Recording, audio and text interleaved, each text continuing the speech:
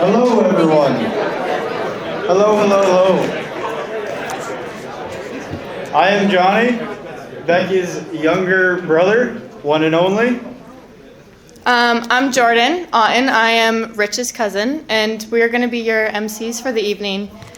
So. Good turnout, I see. Oh yeah, not bad, not bad. Good crowd. Just a few. Just a few. So I'm Johnny. I'm the oldest, smartest, dumbest, youngest, and weakest brother. I should mention, only. I'm Jordan. I am the hottest. I think that was a typo. Sorry, I'm the hostess. Whew, sorry, that's embarrassing. I'm her favorite sister-in-law. She just wants to do everything I do. I do hair, she does hair. I'm an Otten, she's an Otten wannabe. I'm basically better than her. So, yeah, we are the MCs. Yahoo! Woohoo! I do want to make it clear, the more drinks you guys have, the funnier we become. Because we're not that funny. Now introducing the rest of this crazy bunch, starting off with the least favorite. Oh wait, I guess that would be us. Now that's awkward. All right, next up is Tash and Ty. Woo!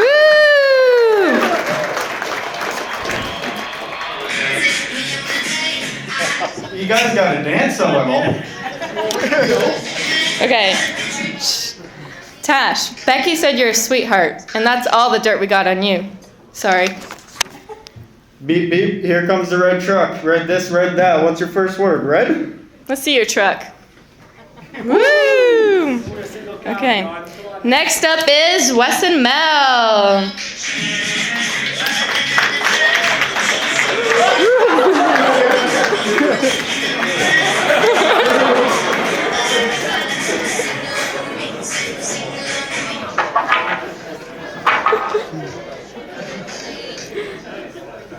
That's you. Wes? Oh, there he is. He grew a couple inches. And then he shrunk. Mel, so you feed your goats paint, do you? Has your goat turned yellow yet? You can ask Mel all about that one. And up next is Shady and Alyssa.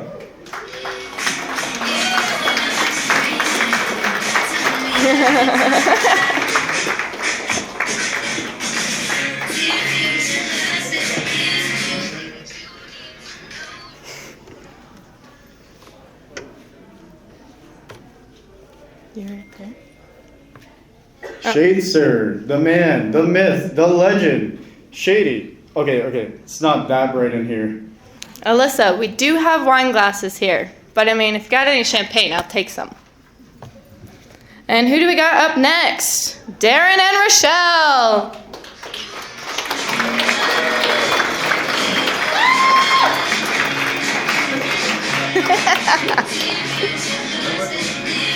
Oh, man. Day, Ron. Here's a new one for you. How's the weather up there? Rochelle, we said come swiftly, not swifter. Oh, and here comes Billy and Tanya. Woo!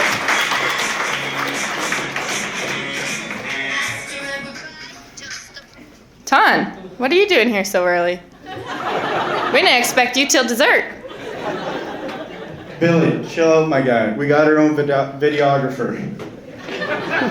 You're off duty tonight. Halfway there, oh, and the list goes on. Who do we got next? Mandy? Mandy and Manny, dude. Pull it together. Oh, that's what it was. Let's go. Woo!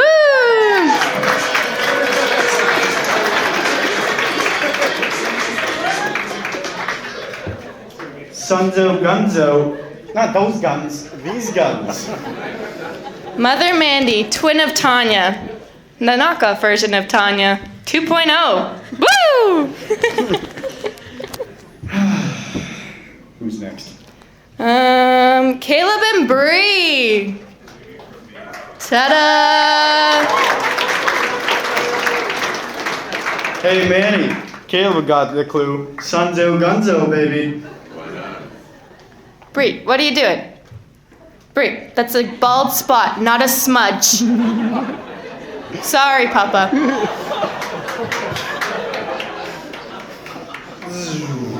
Sarah and Laura.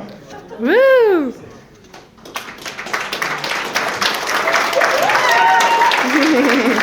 Who let the dogs out?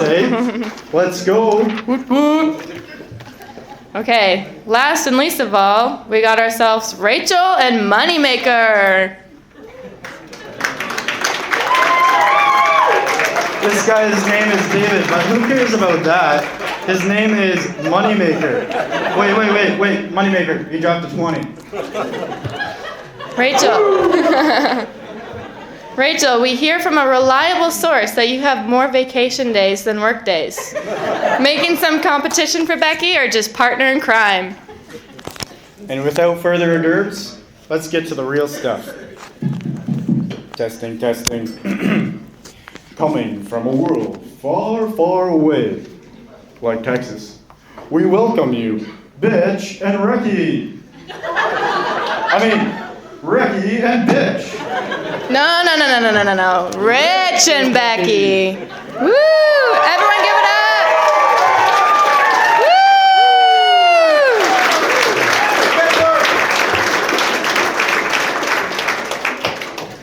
With 20 businesses under his belt and 20 curling irons under her belt, these people have quite the quiet, peaceful, relaxed life. Well, when you book with Becky, yes, book. If you can. You're looking at, summer of 2025? She does, however, she has an opening in June 7, I believe, for an hour. Becky has accomplished many things in her life. She even gained the title of the biggest mooch off of her parents' money. Ask her Candelia how reserved she is through the drive-thru when they are paying. She is the top nail polish painter at 2 old age homes, the fastest wheelchair pusher, and the quickest oxygen tank attacher. Becky hasn't seen the world. It's more like the world has seen Becky. Her last country on her place is yet to be is what? North Korea? Becky, when you get there, let me know. Just shoot a message or a missile.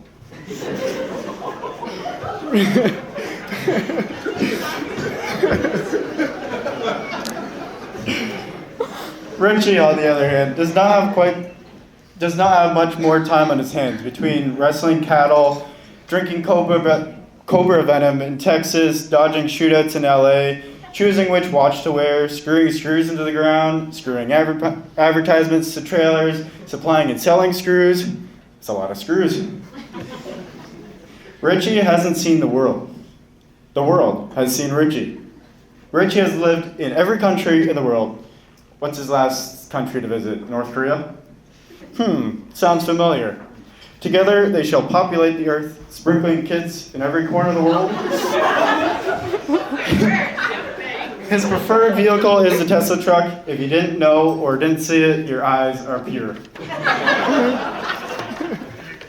Okay, well now that roll call is over, we're going to call up the bride and groom to formally introduce everyone else. Buckle up, buttercups. Here we go. We're in for a long ride. Here goes. We'll start. Can you just stand up maybe when I call your name, and then I'll give you the introductions. I'm going to start with Rach. Stand on up. Yeah. Rach, it's been a hot minute now, I think, and I'm ready to book the next trip, or actually the next 3 vacations with you, please. If we go broke over our vacations, that's okay, because they say memories are worth $1 million, right? So we'll have nothing to be worried about. You're a friend that goes way back to the beginning, through school, camping with our families, overnight trips, adventurous nights, Europe, Mexico, California, Florida, New York, etc. Goes on. We've made so many memories, and I always get stuck in the weirdest situations with you, like mini putting off the top of garbage cans or almost plowing people over as we fly to shore on our catamaran, or driving down sidewalks in Europe. I didn't know you're not supposed to drive down sidewalks, but anyways, in our rented car, let's just say. God couldn't have given me a better sidekick through my 25 years of living.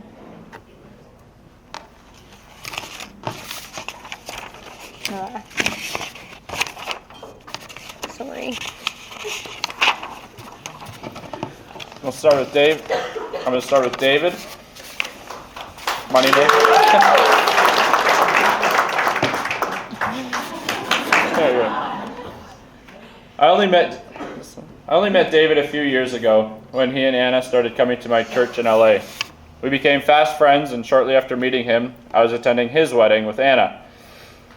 You sure looked sharp in your Marine uniform, David, and I'm proud of your desire to serve. As seems to happen with a lot of my friends, we were soon working together, and I have to say, you sure made time at the office a lot livelier. David and Anna, you were both there for me, day after day, when I was going through some pretty hard times over the last few years. I'm sure it was a lot of fun to be around. David even used some of his boot camp experience to kick my butt into shape. I actually blacked out the first time I was trying to keep up with him. Your dedication means a lot, and you'll both always have a special place in my heart. I appreciate you guys. Laura.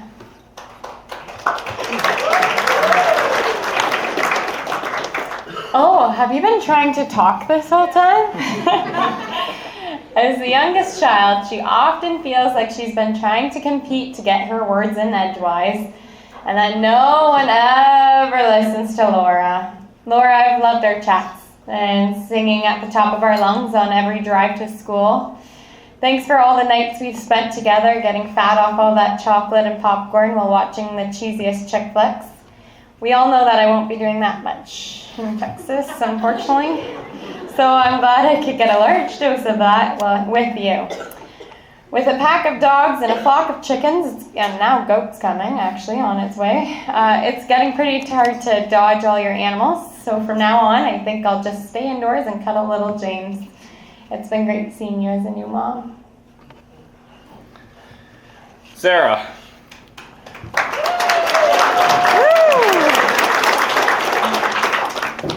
I've gotten super close with my little sister Sarah over the past few years because it turns out we're pretty similar. Sarah's always up for a good adventure and has even joined me on a few crazy hikes. I love her can-do attitude, even in the face of storms on the mountaintop or trudging through 6-foot deep snow. Her sense of humor is maybe a little too much like mine, and every time I come home to visit, things get a little silly and carried away. Whether we're kangaroo fighting or just laughing at silly videos. Sarah wanted to be like me so much, she got herself a long-distance relationship, just like I did. Certainly not the easiest way to date, but it works, and I hope for the best for the two of you. Bree.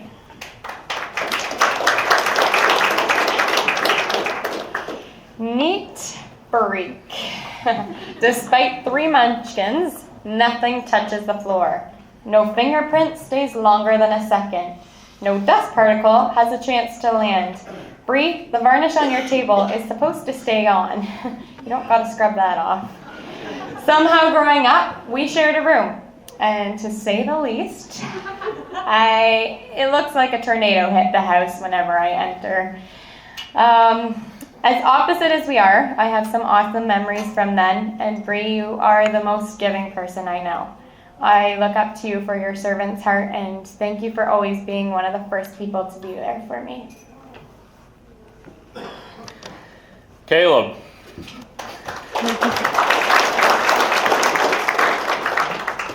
Caleb and I went to school together, but are a few years apart, so we never really knew each other until we started working together a few years ago. We quickly became friends and have gone on a lot of work trips together. He and his wife Emily even let me tag along on their trip to Italy after a work meeting in Germany. I mean, who doesn't want me tagging along on their de facto honeymoon? I look forward to going on more trips like that now that I'm married, and maybe a bit less of a third wheel. Caleb and I are the butt of a few office jokes because apparently it's weird that we work together all day, hang out together all night, hike together all weekend, then share a hotel room, sometimes a bed. At night, I don't know, whatever, it's not weird.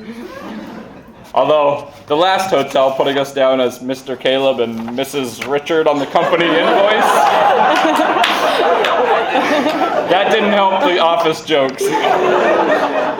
As I'm sure everyone knows, Caleb does his best to be a bad influence on me, but don't worry, I keep him on the straight and narrow. Although sometimes he can't handle it, so I just pretend to call it an early night and I sneak out without him. He doesn't let me live that one down. All right, Ton.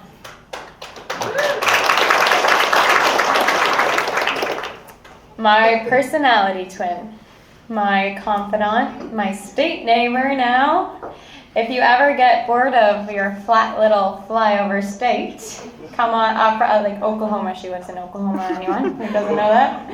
Y'all can come down south to Texas where everything's bigger and better. Dawn is raising 3 little cute clowns who try to be princesses, but were born and raised by the classiness of her and Rich. Yeah, if anyone that doesn't know them, they're not so classy, let's just say.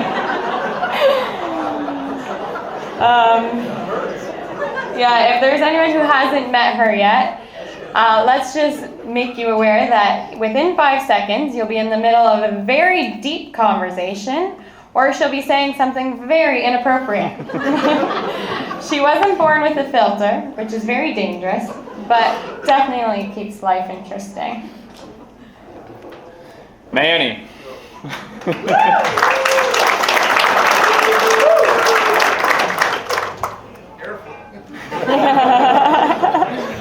It's a little difficult to explain my relationship with Manny.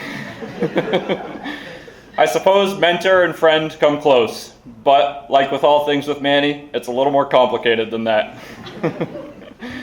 All I know is he's never afraid to tell me hard truths, and he's my first phone call when things go wrong.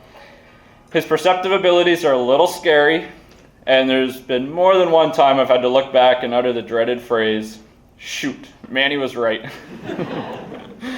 You've shown me a different side to life, Manny, and I appreciate that. I wouldn't be who I am without you today. Mandy.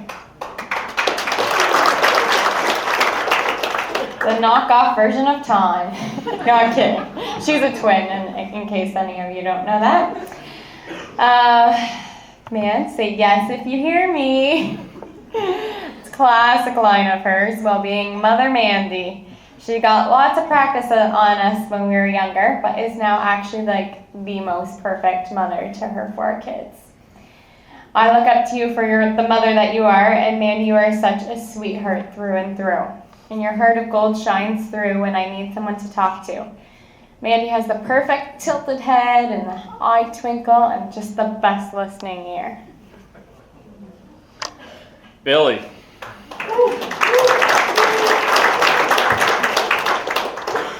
Billy's been one of my best friends since kindergarten. We would go to each other's house as many Sunday lunches as we were allowed, and then those afternoons inevitably ended up in big fights. Every single time. However, by the next week, we were begging to hang out again. Even though I've moved away, I can always count on a phone call from Billy, and whether there's good news or bad news to talk about. It's fun to see you become a dad, Bill. I know you'll be great. Rochelle. The killer of all living things. She's great. She just kills everything. Started with the plants she had, then her next, her pet fish. Josh, it's great to see you alive. We'll see if the bunny stays alive too. One thing on her side is that she helped me survive what we called Death Day, which were 12-hour days in college, where our friendship started and has grown ever since. Rochelle is the perfect balance of blonde and goofy, and she's a hoot to be around. And when I'm around her, I never stop laughing. Darren.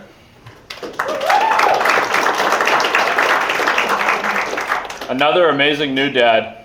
And, of course, another member of the Yaya Cafe Chat with Billy. We've been friends for a long time, and I'm just glad I'm not the short, skinny kid I used to be. I'm sure we looked like quite the pair back in the day. You had to have been at least double my height at some point. It's always great getting back together with you guys when I'm down, and you have to come down to the U.S. again to visit. All right, Liz.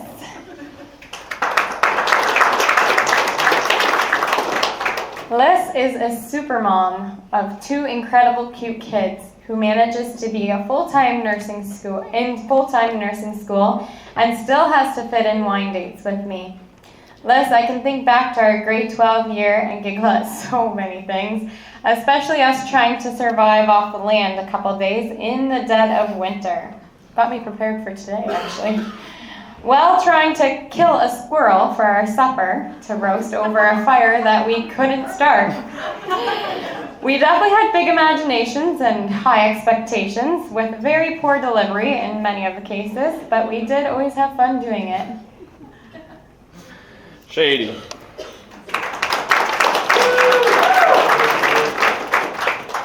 You probably wouldn't guess it, but Shady and I actually first bonded over chanting, "Build the wall," at a youth group event in LA.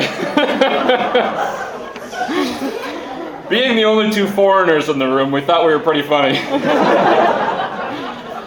Having both recently moved to LA, sharing a similar sense of humor, we bonded quickly and have been on a few good adventures together, like accidentally off-roading through the desert in my truck. Shady swears I almost killed him. And even a few gold mining trips. Sorry I wasn't so helpful warning you when to duck, Shady. Always 2 seconds after you smacked your pack on something. Shady is one of the hardest workers I know, always busy with a double load of work and school. I mean, who gets their master's in business while working full-time as an engineer? Shady is also a skilled athlete and even a great dancer. Sorry we aren't having a dance here tonight, Shady. It just wouldn't be right for you to humiliate this many stiff Dutch people all at once.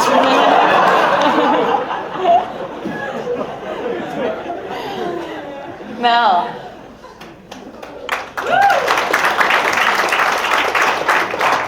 One of the original Quack Pack members. A valuable member at that. She seems to be a sweet little angel, but behind that twinkle of her eye, there is a wild child who has the biggest, wildest ideas. Let's just say that we weren't ever invited back to Ariana's birthdays. For a very good reason. She's a sweetheart, though, who is able to have the best heart-to-hearts, and I look up to her for her wisdom and the way she always looks to God, even through the tough times. Mel, I'm so excited to see you as a new mother. Wes.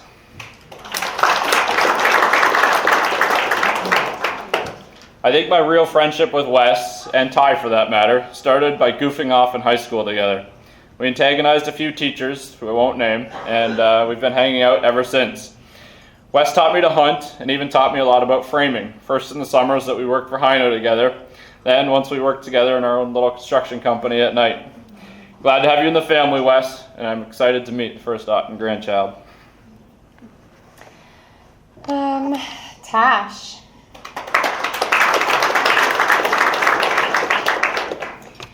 You are the sweetest, nicest, most perfect saint on this side of earth. I loved doing college with you and getting to know you even better over the years. Whether it was you flying into the closet during a horror movie, seeing your competitive side come out during games, or just the many chats we've had. I'm so excited for you and Thomas as your soon-to-be parents.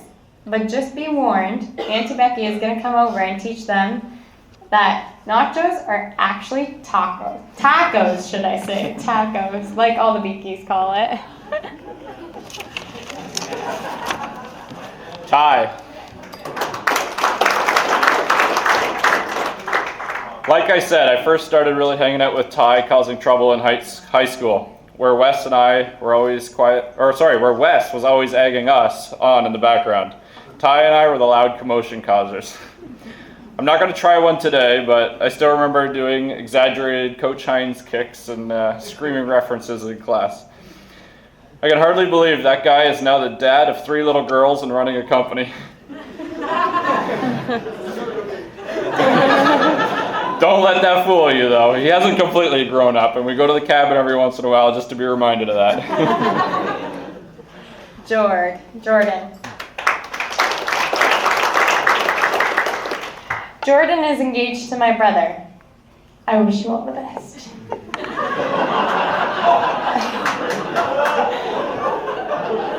I'm so excited for you to join our family. You fit in so well. I will say that sharing a room with you at the cottage has been great, minus all the talking you did in your sleep and almost flying out the window trying to win a game that wasn't happening at 3 a.m. With hairspray spraying and scissors scissoring, she's a stiff competition in that hairdo industry. You're killing it in the hair world. Love you lots. And Johnny.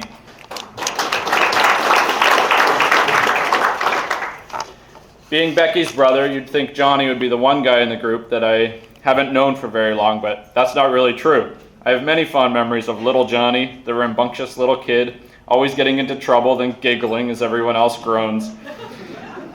I guess the only way that's really changed is that little Johnny isn't so little anymore. It's been fun getting to know the adult version of little Johnny. You sure make everything a lot of fun. As the last two kids left to get married, you and Becky must have been spending all your time plotting just how to join the Otten family. I'm excited you'll be marrying an Otten next spring and look forward to celebrating you with you then. That's it, guys. We're done.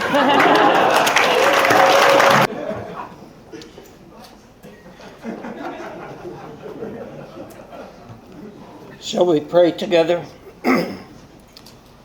Most holy and merciful God in heaven, we come to Thee thanking Thee for another day that we may live, another day that we are called to live unto Thy honor and glory.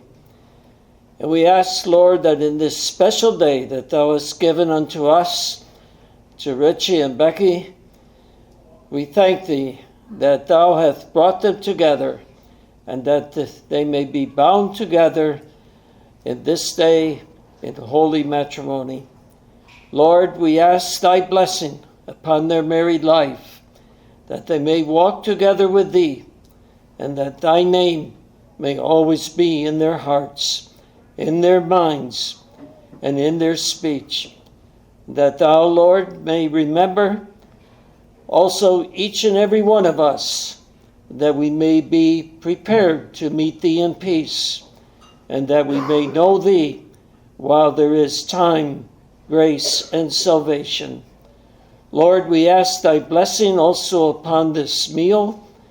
We ask that Thou would give us also strength from the food that we have eaten, and that we may give Thee the honor and the glory. We live in a land of plenty, insomuch that so seldom do we really appreciate what we have. But Lord, wilt Thou look down upon us in mercy and remember the poor, and wilt Thou give unto them to know that they are rich in Jesus Christ, and that we may also live in Him, knowing that He came for the poor and needy in spirit. That Thou, Lord, may remember us in mercy, keep us under Thy care, and forgive all our many sins. We ask this for Jesus' sake alone. Amen. Alrighty, I hope everyone's listening really careful because I'm sure this is going to be a very short speech. I am known for speaking very shortly. Always a woman of few words. No, I'm just kidding. Okay, not too many people can say that they've had a lifelong friend, but that's exactly what Becky and I are. We have not only been friends, but best friends since pretty much day one. Since our families were close, went to the same church and the same school, Becky and I grew up spending at least 6 days a week at each other's sides. In the early days, we would do everything together, from making sure we were coloring our letters the same color in kindergarten, to sitting on the same mat for story time, to even having the first same crush. Right, Caleb?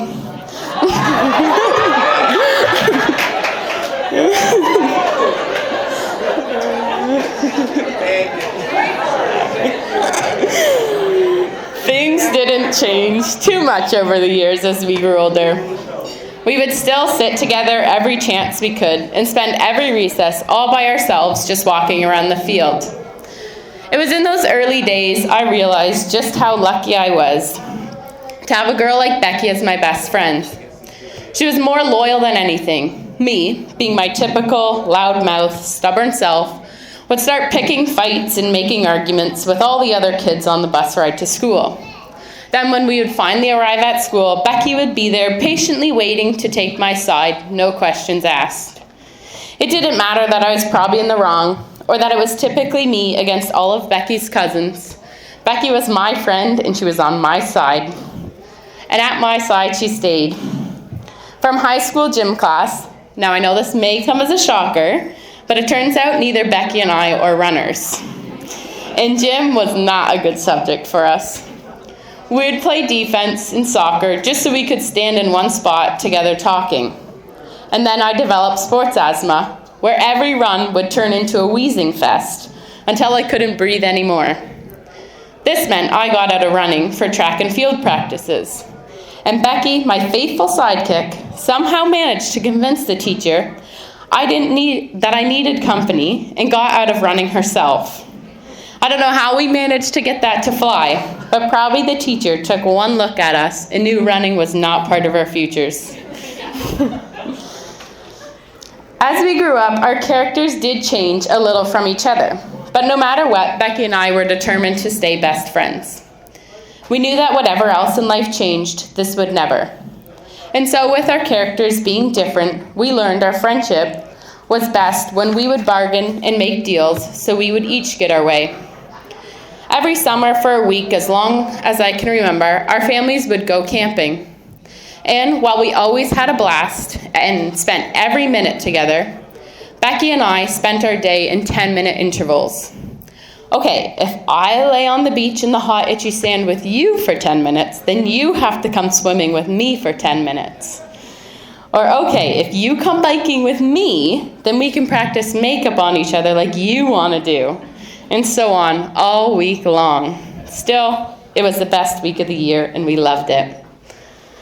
As the years went on, we started spending the nights with Mel and Bree in a tent, and the four of us were immediate friends.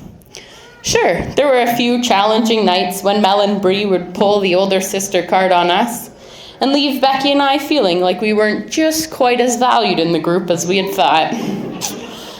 Yes, I am thinking of the time when each friend group got an air mattress, but we knew one was probably going to go soft. So the four of us made a deal. We were going to switch air mattresses every night so that things were fair. Well, Mel and Bree got that popped air mattress the first night, and it not only leaked, it went completely flat on them, waking them up at 1 a.m. The first thing they did was wake Becky and I, who were having the most blissful sleep of our lives, and told us, "Get off our mattress." Confused, trying to get our bearings, we argued this was not the deal we had signed up for. But they told us since it was technically the next day, we had to get off. Having no choice due to the size difference between the two age groups, it ended with Becky and I crawling back to the camper, finding whatever pillow scraps we could to get sleep the rest of the week on. Still, we loved our nights together, and our friendship only grew stronger. The four of us developed into the Quack Pack, and in high school we'd often grab a tent, head out to the field by the river, and spend the night talking about everything under the sun and doing all sorts of adventurous things we will leave unmentioned. Even though Becky and I went to different high schools for our last year, in different college careers we managed to stay friends. Yes, it was a large adjustment not being in each other's lives 6 or 7 days a week, but we managed to keep close. We started hanging out in all our spare time and even began traveling together, from New Jersey to Florida to California to Mexico to Europe and so on. Sometimes people are surprised when they meet us that we're best friends, due to how different Becky and I are. I don't know, something about me being so put together, prim, proper, and Becky, well, completely the opposite. And while we may have some differences, the truth is we're much more similar than everyone thinks. We're both rambunctious, always down for an adventure, and love turning everything into a competition. Even a simple mini putt game will turn into a serious competition where we're standing on garbage cans to take the best shot, and typically ends with one of us standing in the middle of a brook trying to find our lost ball. Another favorite pastime of ours that always ends in a laugh is the game of odds. It doesn't matter that losing most of the time has had Becky, at 23 years old, singing and acting out Twinkle Twinkle Little Star to a poor mom and her son on the beach. Or sitting in the middle of a group of strangers having to do what Becky calls yoga. She still loves it. To her, it's all worth it when I occasionally lose and have to do something like walk off a ferry in front of 200 people wearing flippers on my feet for shoes, as if it's an everyday occurrence.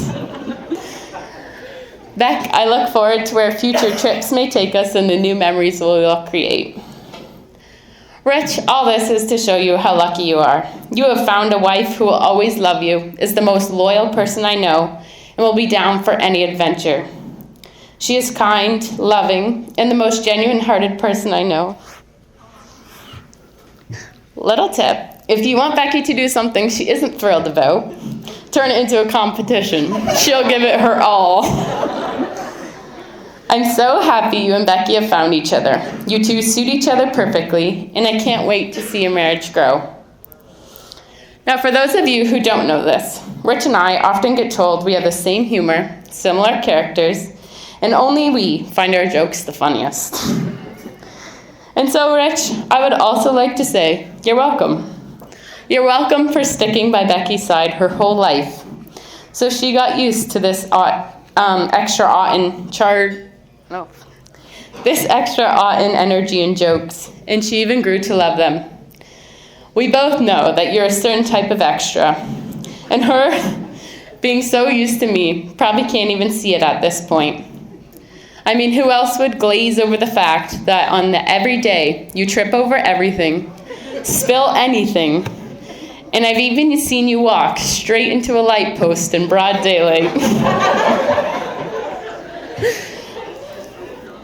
Seriously, Rich, you are a fantastic older brother, and I have nothing but love and respect for you. Growing up, you would always play with me and Mel, either being dad in the house or letting us come build forts and whatnot with you. Even when you grew up, I don't remember you being too cool for your little sisters. We were always playing games with you, even though they typically ended in fights. And you even let us hang out with your friends in high school, probably due to the fact that Mel and Wes liked each other. When you moved away, things changed, and we missed spending every day with our older brother. The only thing I didn't miss was the fact that I stopped getting beat up in the back seat of the van on the drive to church, always ending with me in tears. Your visits back are a highlight, and I don't think there's another time our family laughs so hard, acts so silly, and spends every second together we can. Becky, our friendship is about to undergo another period of adjustments, as you will no longer be 15 minutes away from me, but rather spending half your time in Texas until you move out there full time. Please know I'm always just a phone call away and plan to visit often. We have dreamed since we were little girls of who you would marry and what life would look like. And now, here we are on the verge of seeing all these dreams come true. I couldn't love who you picked as a husband more.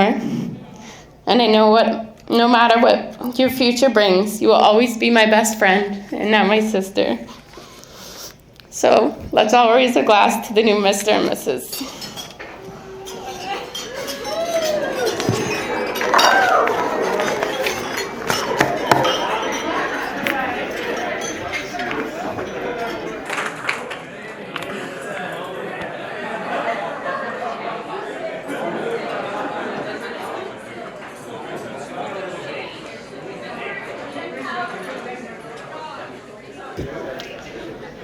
So, I haven't known Becky for very long, and I didn't think we had much in common, but turns out we do. Believe it or not, Caleb was my first crush, too. Look at him. No, I apologize because Usually I don't drone on like I'm about to. I'm about to take some time, but Rich came up to me. He said, I'm a little nervous about tonight. Just stall as much as you can. So I don't know what's up with that, but might take a bit. So bear with us. So I'm David. I am evidently Rich's best man. It's kind of like having the nicest house in Dunville. I don't know what that joke means at all. But it's kind of nice to feel like I'm a part of something.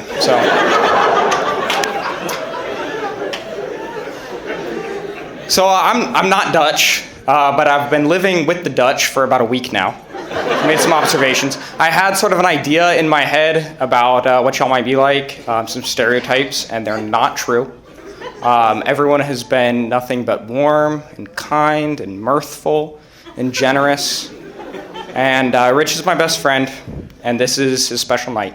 And I can't take this time turning it into a bunch of cheap jokes.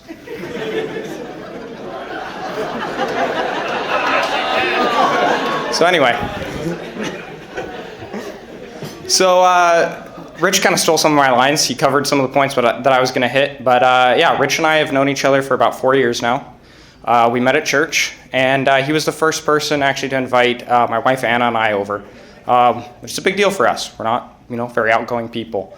We were friends from that point. We saw a good amount of each other, friendly terms. But it was about 2 years ago when I started working for him that we became very close. So everyone take a look at him. He's got a stupid grin on his face, probably. But believe it or not, he had some, rough days back then. And walking through that together was the catalyst for a very deep bond. So before I can talk to you about this couple that you all know as a couple much more than I do and have known for their whole lives, I have to talk to you about what Richard means to me. So Richard is my brother. In the Christian sense, we know what that means, right? That's objectively true. He's my spiritual brother. And in the worldly sense, it's kind of trite, right? Lots of people talk about how their friends are like siblings because they're very close. But I really mean Rich is like my brother. My brother and I, so Rich is the oldest of 6. I'm the youngest of 2. I know, pathetic numbers, right? But it is what it is. So my brother Jack and I, right? I grew up just loving and detesting him. I was always tagging along with him, always wanted to be with him, always fighting him, always wanted to impress him or outdo him or be just like him but like a little bit different. And he just drove me nuts. Well, several years ago, my brother was serving overseas and some, traumatic stuff happened, and it really changed his outlook on life. Gave him a really negative outlook for a long time. And in fact, it changed my life too. Changed a lot of the decisions that I made. And it certainly put a strain on our relationship. So a couple months ago, he got married, and I stood up as his best man, and I had to speak to his friends and family about what he meant to me. And I found it very difficult to talk about our relationship without that context of negative stuff that had happened to him. And nobody wants to put undue focus on something negative on a happy day.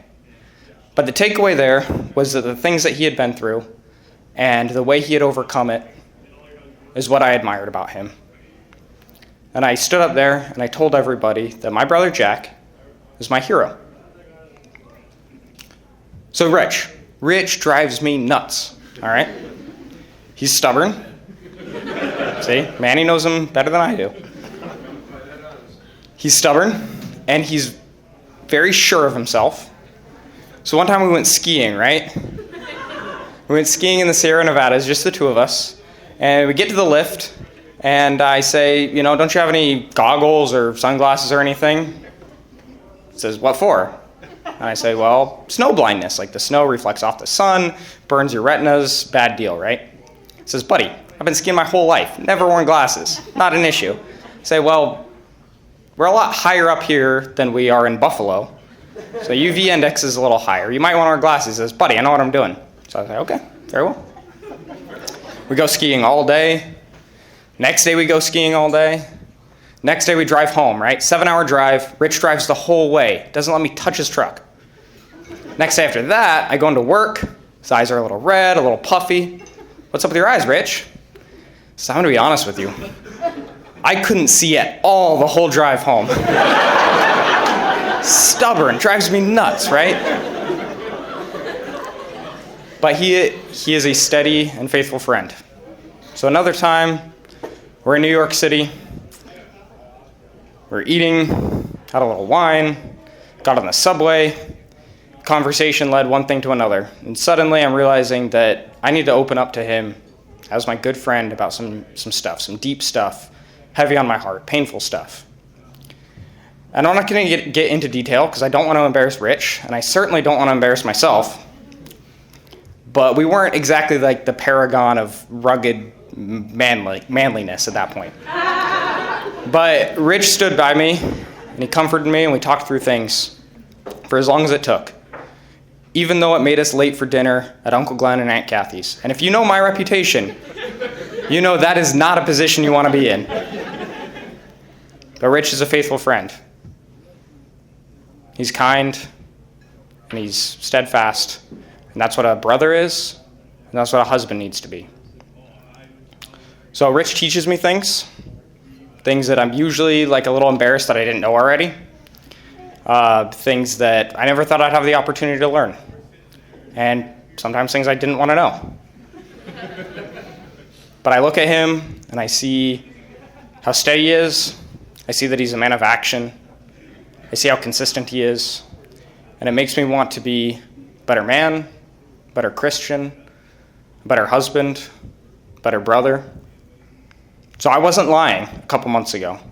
My brother Jack is my best friend, but my brother Richard is a man that I want to be. Becky. Hey, Becky. Look at you. You look incredible. Look at her, Rich. Look at her. Fat chance you had, right, buddy? So, a ways back now, Rich shows me this picture on his phone of this girl, right? Absolute dime.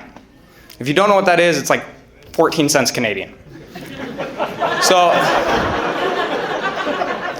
I say, hey, you should probably ask her out on a date. And he says, no way, that's my sister's best friend. Okay, you know what you're doing. A couple months go by, she doesn't come up again, and he's telling me about his last trip home, right? Went to this great conference, I heard some guy named Joel talk, and reconnected with some old friends. One friend in particular, say it's probably that Becky girl, huh? I don't know what you're talking about. Shortly after that, I leave. I go on a long trip. I haven't talked to Rich in a couple months at this point, actually. And we finally have time for a call. And we're catching up. And I can feel that the conversation is sort of driving at something. Like he's got an agenda here. And he finally gets to it and he says, guess what? And I say, you're going on a date with Becky, huh? He says, how'd you know? Yeah. Every guy shows his buddy pictures of that pretty girl that he's so happy to be friends with, right? So he's all excited about this date, and honestly, you all probably know the history from that point better than I do. But I think I jumped to conclusions faster than Richard's Oma did. I knew from that point, it was on. These two, they were getting married.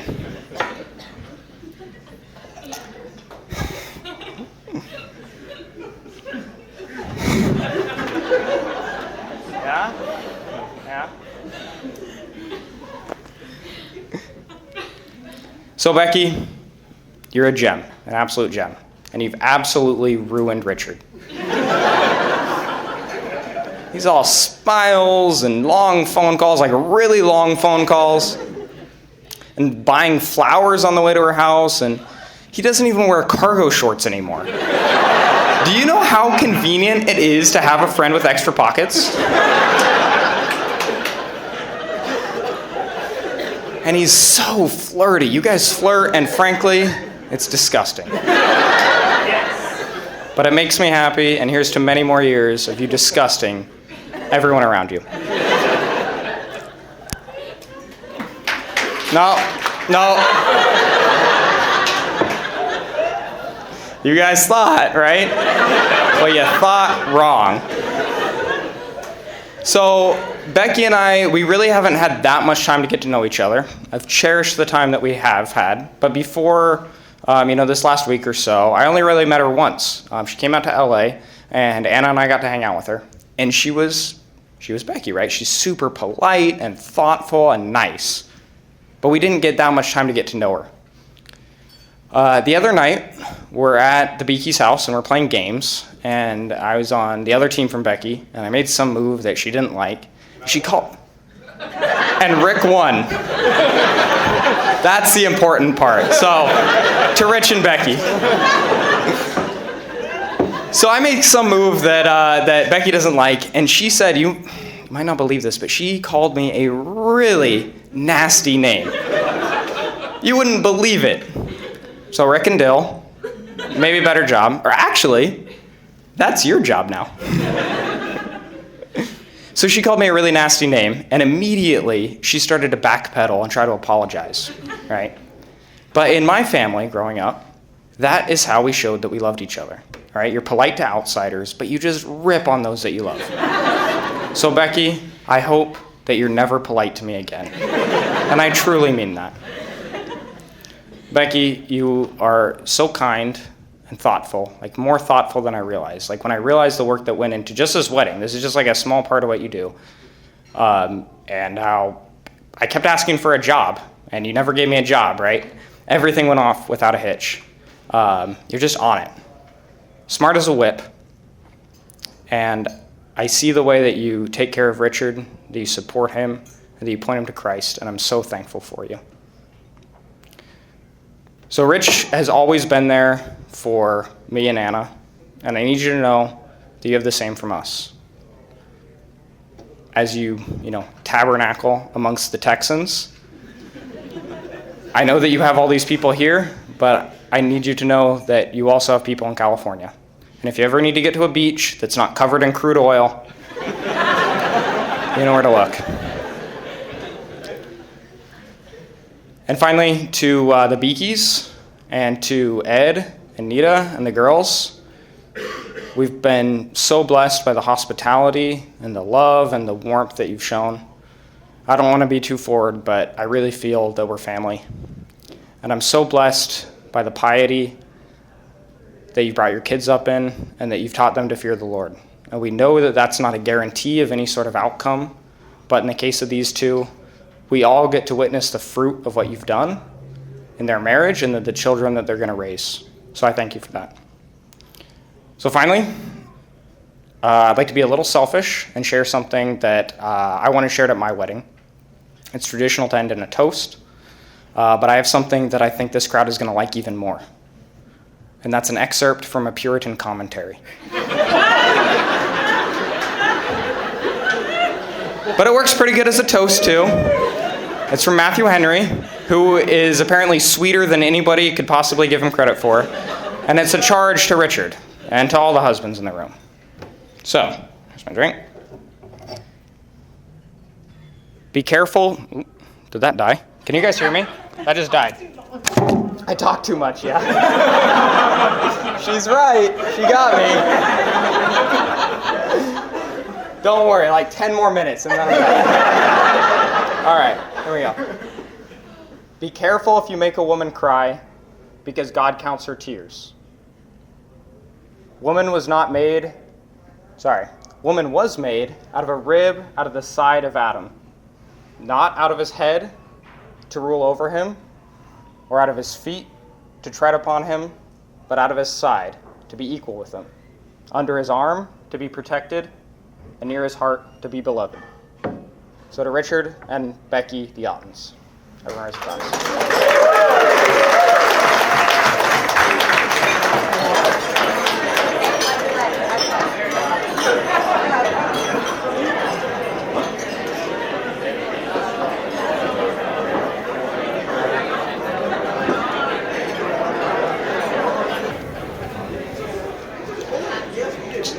I just want to thank you all for coming out to celebrate this special day for Richie and Becky as they celebrate their wedding. We love you all. We thank you for your support, and we covet your prayers for them. Thank you to Pastor Brian for conducting the wedding, and also thank you to Pastor Peter for the wedding message. I would just like to take this time to confirm that Becky is my daughter, even though I told you that she was not. And Pastor Peter came into my door store and he came in to introduce himself. I have a secretary, her name is Becca. "Hello," says Pastor Peter.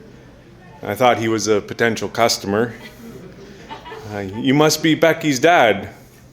"No," I said confidently. He looked confused, "But you just look just like him." "No," I replied.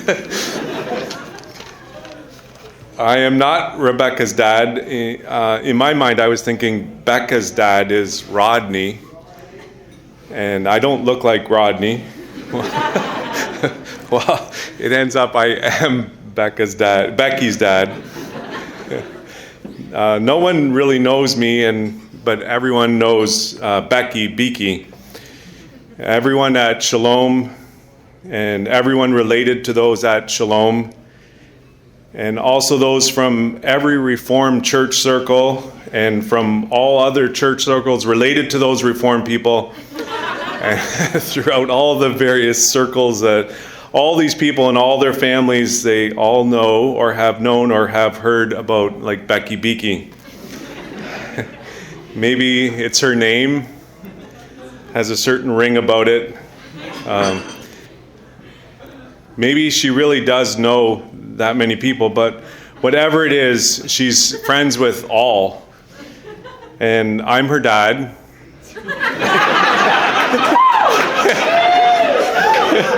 And this is her mom. Becky, I can hardly believe your wedding day has arrived. You were so organized and ready, I hardly noticed a family wedding was on its way. Rebecca, you were a sweet little beautiful bundle when you arrived 25 years ago. We loved you instantly as you joined the other 3 daughters. The odds of Dad ever having a boy were being stacked against him. But he loved you girls like crazy and was super excited to have you join his family of little girls. Also, as a note, when we picked your beautiful name, Rebecca, we didn't dream it would be shortened to Becky Beaky. It seems like only yesterday you were a tiny little girl who couldn't make it up the bus steps on your first day of school. You were a cute little thing, always an observer, watching what others were doing, not always wanting to participate, hanging upside down on the couch chair or on the bed as you watched. And you were also a very independent girl. If the kids wanted to play house, you wanted to color. And if they wanted to go outside, you definitely wanted to play inside. And if everybody wanted Kraft dinner for lunch, you would ask for grilled cheese. We eventually named you Downside Up Ackerber because you always wanted to do everything upside down, backwards, or opposite. Becky Beaky is going to miss Shalom. She took her recreation job seriously. She was a recreation therapist. What is a recreation therapist? When I looked recreation in the dictionary, which I did, it's an activity done when one is not working.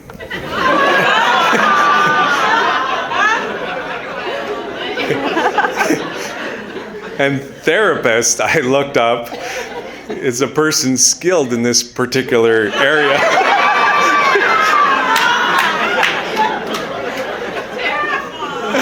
So, Becky,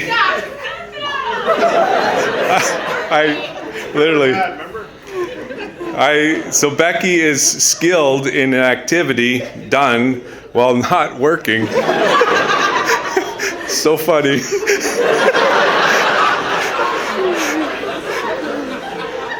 And I heard from everyone at Shalom that she's really good at it.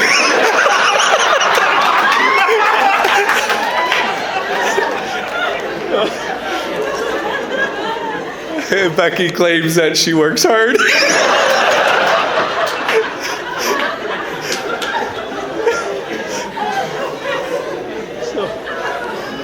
How is it that Becky's car is always in the driveway when I leave so early for work, and her car is always in the driveway when I come home so late for work? Despite all this, Becky will always claim that she works harder than me. Dad, I put more hours in than you. She did not mention her numerous trips: Germany, California, France, Mexico, Oklahoma, and Texas. And all these trips to Becky, everything is a competition. Everything is a game. Everything is a challenge.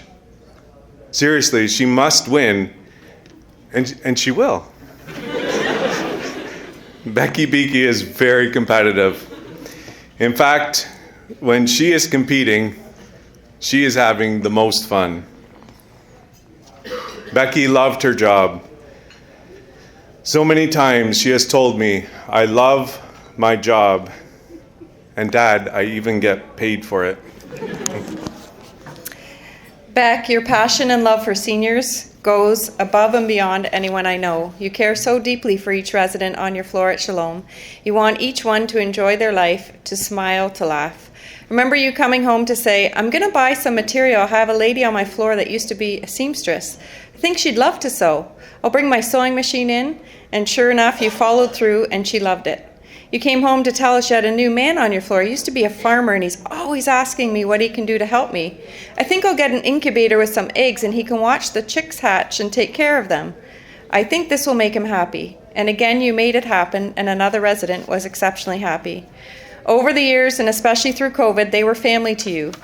You gave them haircuts, wheelchair travel, barbecues, piñatas, Dutch pancakes, games, competition, a listening ear, a hand to hold. You have such compassion for each individual resident. You gave your heart to your residents, and they were always such a blessing to you. I know you are sad you had to say goodbye to them all, and I'm sure they feel the same way. But I know you're also excited to see what God has in store for you and Richie, and we are happy along with you. I love you for this, Becky. I figured it out. You don't work harder than me. You just have more fun at work than me. And you are better at your job than me. You are more successful, and you won. When I think of a few words to describe you, Becky, I would pick committed, busy, and passionate. Because you're always up to something, always visiting, helping, creating. You commit to something, you go in 150%. Youth group fundraising committee for Right to Life, making an escape room, a fundraiser which we all said was impossible, and you made it happen. Helping siblings or friends with their houses or weddings, always eager to lend a helping hand. I just never really figured out how to channel that energy into cleaning your room. Your passion for God and the gospel and His love is so obvious in your life in all ways. You have always had a passion for hair. Starting up your hair business, such a great idea. It was growing in leaps and bounds because you're truly talented. I'm super excited you will be keeping your Hairstyles by Becky B business, because this will bring you back to us often, and we look forward to each and every visit. Dear Richie, we welcome you to our family. You kind of always were a part of our family because our families were such good friends. We used to camp together for many summers, the Ottens and the Beakeys as two families. 6 little Otten kiddos and 6 little Beakeys and 4 young parents, 16 in total, off to the beach with towels and baskets and playpens, a barbecue, umbrellas, beach shovel, not like small, normal, regular sand shovels, full out spades. Comfy, large size, zero gravity chairs, which you can ask my kids how heavy they were. Beach loungers, food, more coolers of food, and we pulled it all across the sand to the lake in a toboggan, along with the help from our littles. We would build for sandcastles for hours, making so many good memories. We literally took over the beach, rain or shine. After all, when it was raining, we literally had the whole beach to ourselves.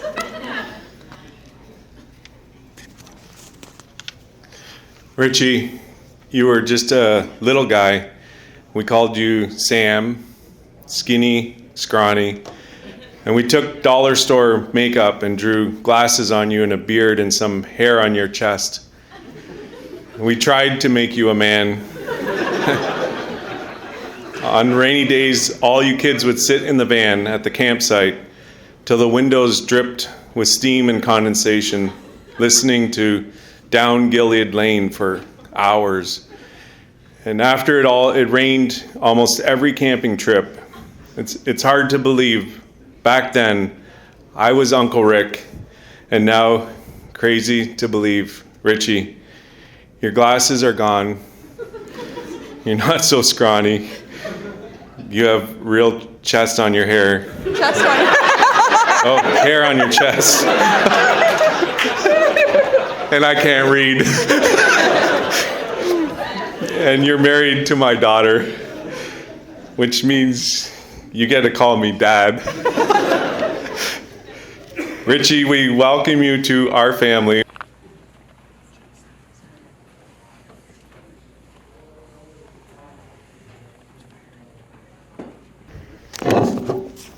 All right, we're not speech makers, just farmers, so bear with us. 29 years ago, on December 4th, 1993, we, fairly much newlywed, were blessed with our first child, a son, born right on his due date. I never saw a prouder man than when Dad went to Opa and Oma's for breakfast that day to tell them he had become a father. But being a first child made you, Richard, a guinea pig for a lot of things. I mean, we had never raised, taught, or disciplined a child of our own before. And looking at other families, it all looked so easy. Well, with God's help and learning many things the hard way, both for us and you, we started the parenting thing and never stopped. Richard's childhood went fairly smoothly. He was a cute kid with a slick comb-over. He was up walking by 10 months and was having tractor rides with me before the age of 2. It wasn't long before Richard became a big brother to a whole lineup of sisters. He had to play a lot of house with them, but of course he always got to be the dad, driving and playing tractor everywhere, practicing for when he got big. Soon, it was time for Richard to start school. Schoolwork came fairly easy to him. Teaching Richard his memory work and alphabet rhymes were done with me sitting on the couch, feeding one of his sisters, and Richard walking around and around the coffee table, reciting his memory work.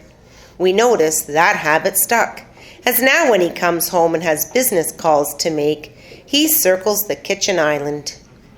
Although Richard could memorize well, he was very forgetful in the everyday things. We tried everything from punishments to awards to agendas to reminder notes, but it was all to no avail. I think he cost his grade 3 and 4 class all their popcorn parties. Richard was also very independent growing up. I was never allowed to look at his work, help on any project, proofread anything. It was his work, and he did it on his own. A little hard for an overachiever mom.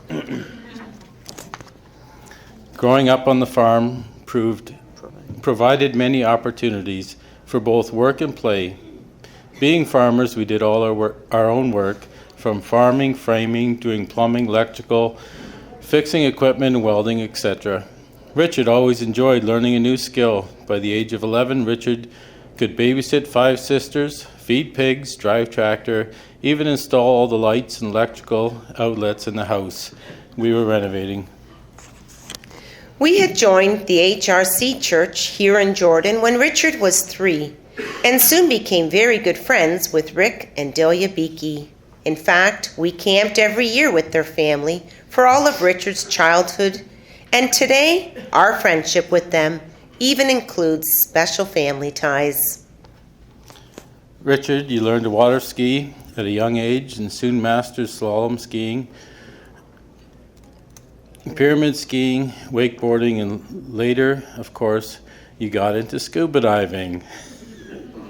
You not only did this up north, but fine-tuned your skills in the river behind our house. In the winter months, you cut lots of firewood, enjoyed tobogganing, downhill skiing, GTing, behind the snowmobile, four-wheeling, and playing hockey on the frozen pool.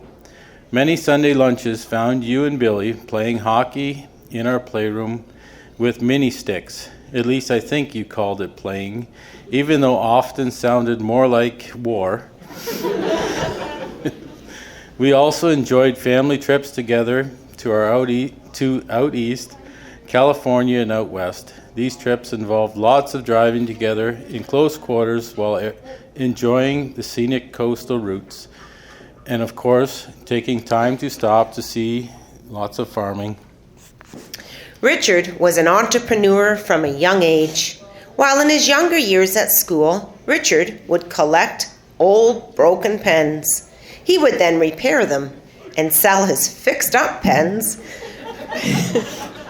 for 25 cents each, making him his first hard-earned dollars. He later, through Billy, sold puppies. He had cheap labor at home, paying his sisters for cleaning up after and feeding his dogs daily. When Richard entered high school, he was the smallest and shortest kid in the class. This means you have to act a little cool to keep fitting in.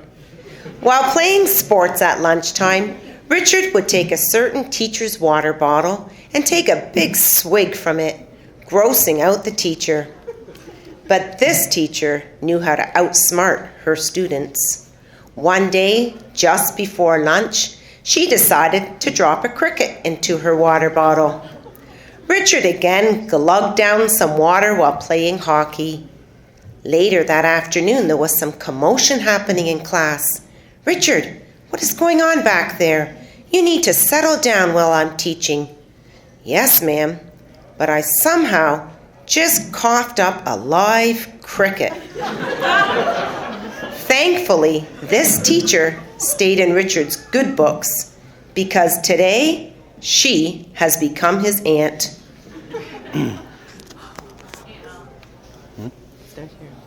Richard spent a few summers framing and started university after grade 12. After his first semester, Richard decided he wasn't cut out to spend 4 years studying behind a desk. Richard had loved to travel and soon landed himself a job working for iSign under Manny, installing computer monitors in convenience stores all over the country. Billy joined him in one of his trips, allowing him to mix work together with a road trip with his buddy. Not a bad job. Richard, you have lived away from us for many years now. You have experienced that things don't always go as we imagined and dreamed they would. Life can be hard. What a comfort to know God is always there for us and has given His word to comfort and direct us in all the paths of life. You have also experienced that God becomes very real and precious to us when we need Him so much. In the past few years, Richard has also taken up the sport of mountain climbing. These hikes are like 13 to 22 miles long, taking up to 20 hours to hike. Oma has shared her fear of him often being alone on these hikes, resulting in Richard now having a satellite phone so he can call anytime and Oma can relax a little. We love getting all the updates and enjoy seeing all the sights you share with us from the top of the mountains, especially the pictures of you holding the sign of the mountain with its elevation and you sipping your prized drink box. Well, Richard, while we can't keep up with all the different jobs you're involved in. You still seem to need to travel a lot. You've been to California, Germany, New York, China, Texas, Costa Rica, and I don't even know where all, but many times you also had meetings close to home, especially this last year. Now, how convenient you were always, no. How convenient you were always, no. There's that. Rick, I got your problem. Can't wait. You always were, no. You were always, you are always welcome back, as we love to see you and hear all about your life. But your bedroom at home has downgraded to a mattress stacked in the basement. It's always kind of fun that although we don't know a lot about your work, we seem to know some of your work partners well. One even being an old classmate of Becky's. Richard and Becky met literally right under our noses. Last year, Richard made a surprise visit home to celebrate my 50th birthday and stayed about 10 days. Everyone in Becky's family had to quarantine during that time, except for Beck. Since she couldn't hang out with her family, Becky visited Rachel many nights during this time. These nights often ended up in the hot tub, talking with whoever was around. Although Rich and Becky knew each other fairly well, this started anew, getting to know each other. Richard got to appreciate Becky for who she really was, a well-rounded girl with a good balance of spunk, humor, and also, and more importantly, a love for the Lord. Becky, we are so happy and thankful that God has brought you into Richard's life. We trust that you feel at home in our family, as you are definitely no stranger to our house, but now as one of our daughters. We see you have the same competitiveness in playing games and the same sense of humor as Richard. You've also completed a hike up a mountain with Richard, although I'm not sure if that's a shared passion.